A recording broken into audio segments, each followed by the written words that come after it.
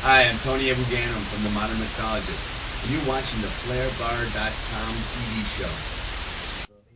Welcome back to the FlairBar.com show. Your host Ben Rose, and I am excited about our next guest, Tony, and I know I'm gonna mess up, Abou Ganim. Beautifully, I Ben. said That's it right? gorgeous, yes. Man, Tony, I gotta say, first of all, pleasure. Thank you for coming and doing our Oh. show. I gotta say, I've been hearing about Tales of the Cocktail, and I hear about all these people, and I gotta see Tony. You gotta see Tony. So I'm excited to sit down and talk to you and everything. The seminars you did, I gotta jump in first on the Go Fresh one. Oh, thank you. Amazing seminar. Thank you. How do you guys sit down and how do these ideas, do you guys bounce ideas off each other's head, or is this just something, it seems like it's in your blood? Well, yeah, I mean, fortunately, I got to work with Dale DeGroff, and Dale and I are dear friends and colleagues, and we've been traveling the world with Finlandia Vodka for the last 3 years doing these finishing schools. So we play off each other real well, and we have the like-minded message, but we approach it in different ways. So it's a good complement. But we talk about fresh ingredients, and there's a community now that takes it for granted, and a lot of bartenders who've come up in the Audrey Saunders, Dale DeGroff, Julie Reiner years that all they know is fresh. They've never worked with the juice on the gun and the frozen drink machines. And I think when you look at the United States from San Francisco to New York, there's a lot of that in between that still is trying to understand and adapt to a fresh juice program. So we thought it'd be a good topic to kind of do for the trade industry. Yeah, I gotta tell you, covering them and everything, it's like, you see bartenders, you see things throughout the society of all these purees and stuff, and to see everything done fresh and everything, I take a lot away from it. Now, you have a couple websites out where people can learn more about you, and I believe it's the Modern Mixologist. The Modern Mixologist is my site, and that's modernmixologist.com for people who don't know. Well, it's actually themodernmixologist.com, just so it doesn't quite fit on your business card. Right, it gets cut off. Now, if people go to this website, what are they going to check out? What are they going to see? Well, they'll learn a little bit about myself. Okay. As well as my company, The Modern Mixologist. I'm a beverage consultant, so if anyone is in need of beverage consulting, I work for a lot of major hotel chains and cruise lines and individual accounts as well. But really what I love to do is I love to educate consumers. Because I feel like in the United States especially, we've skipped a couple generations of consumers making cocktails at home.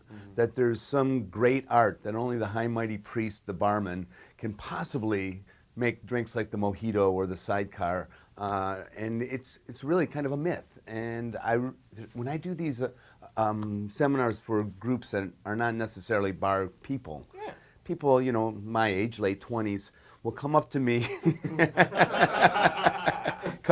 they're like, "Show me again how to make that Manhattan. I want to make that for my friends this weekend." So there's a great interest, I think, in consumers in making cocktails at home. So I focus a lot on the consumer market as well.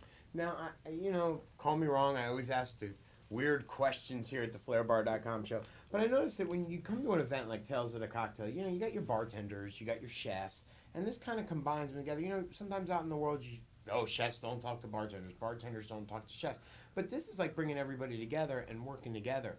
How do you feel about that? Them all different angles coming together. Is it a good positive thing, or do you think it should be done more, where everybody's working together as one? Well, again, I look at the consumer, and when a consumer goes out to a restaurant, they want the overall experience. And so often in America, the bar was more of a waiting room. Sorry, Ben, your table's not quite ready. You mind waiting in the bar? Yeah. So you'd go in and you'd get an oversized martini that was lukewarm by the time you were halfway done with it, with a room temperature olive floating in there and an oil slick on top. And it was just to kind of tide you over until your table was ready, where all of a sudden the chef would put so much attention into the menu and developing the kitchen and the whole meal. And you have this, but your experience started with that lukewarm martini at the bar. So I think absolutely it's crucial that we work the whole overall dining experience, and that includes the bar. But you mentioned something earlier. When I started bartending in many of the restaurants I worked with, the only time I would see the chef would be at the end of his or her shift when they'd come out to get their shift drink. Isn't that the truth? Right? Right? They're always, you always become friends, right? Mm-hmm. So you'd always want to take care of the chef, and they'd give you a little bit better meal than the waiters got.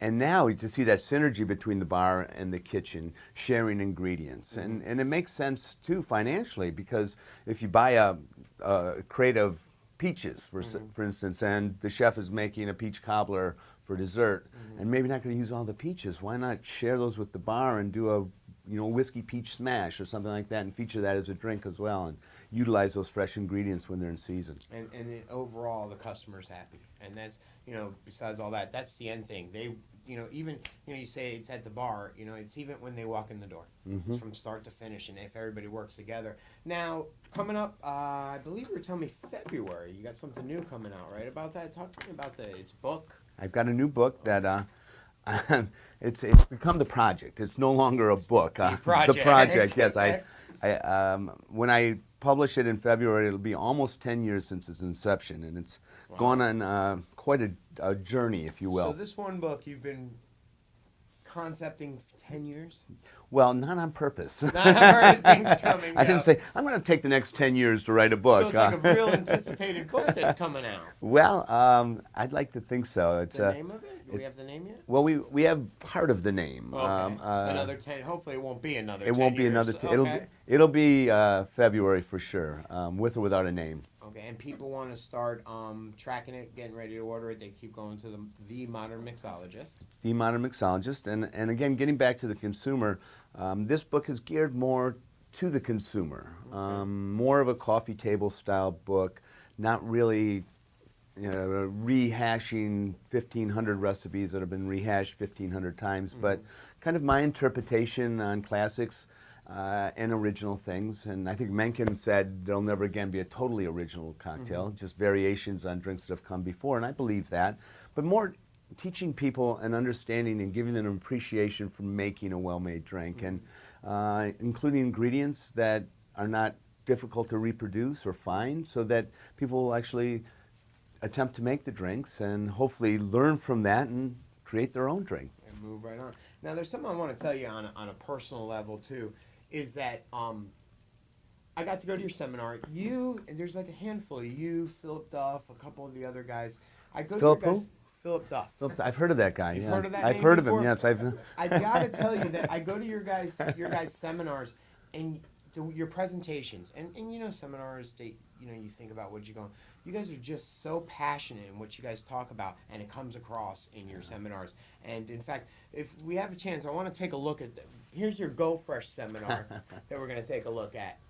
Hey, we're here back live with Tales of the Cocktail 2009 and the Modern Mixologist, Tony. Tony, how you doing today? Oh, man, how can you not be doing great? We're in New Orleans. We're with all our friends, great people, like-minded individuals. Danny DeVito's passing out limoncello. I mean, I'm doing great. You know what? I'm going to do this for a favor. Tony gave a great seminar yesterday, and instead of me interviewing him, I'm going to give him the mic and let him give us a brief little description of what it was. Well, part of it was the Iron Bar Chef Challenge Lime Juice, and thank you for competing against me. I had it rigged all along, but the idea behind the seminar was just to try to encourage people that haven't made the move to fresh juices yet to do so and show them how easy it is to go from artificial imitation mixes to using fresh ingredients behind their cocktail bar, and how not only does it make for a better cocktail experience for their guests, but it can actually add to the bottom line. It's definitely true, and I'm a huge fan of going fresh, and if you can do it, it makes a drink much more better quality. And what I was really surprised and learned is it was actually cheaper.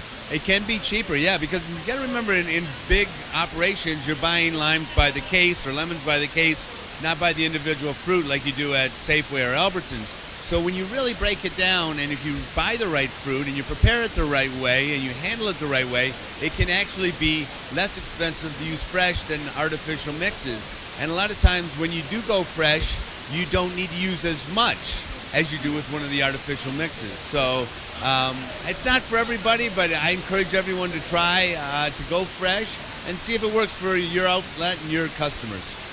Now that we know the ingredients, is there someone we get some actually good tools to use these with these ingredients? Funny you mentioned tools. You need a good lime squeezer, and the best one that I've come across so far is from Tag Bar, and it's available at themodernmixologist.com. Perfect. We're back here live, Tales 2009, the cocktail. Ben, we're going back to you.